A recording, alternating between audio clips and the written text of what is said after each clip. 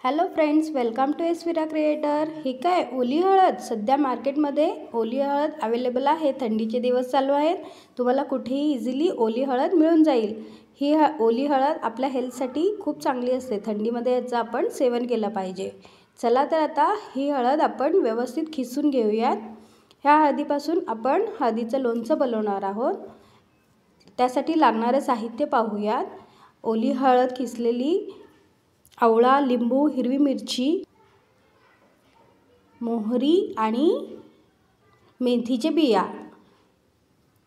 इथे मी आवळ्याचे व्यवस्थित काप करून घेतलेले आहेत। लिंबू सुद्धा इथे त्याचे छोटे छोटे काप करून घेतलेले आहेत। मिरची ह्या प्रकारे चिरून घ्यायचे। एका कढईमध्ये आपल्याला मोहरी व्यवस्थित भाजून घ्यायची आहे।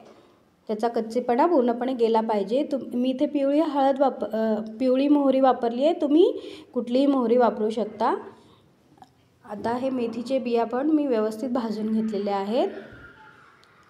मोहरी थोडंसं क्रश करून घ्यायचं आहे। आपण व्यवस्थित भाजलेलं असल्यामुळे इझिली क्रश होऊन जाईल। हलकंसं क्रश करायचं आहे। हे व्यवस्थित भाजल्यामुळे खूप छान टेस्ट येते तुमच्या लोणच्याला।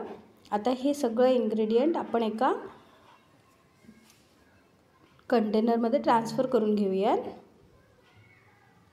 हे ओली हळद मी घातलेली आहे, खिसलेले लिंबू घालून घेऊयात। लिंबूचे काप केलेले ते सगळं व्यवस्थित मिक्स करून घ्यायचं आहे।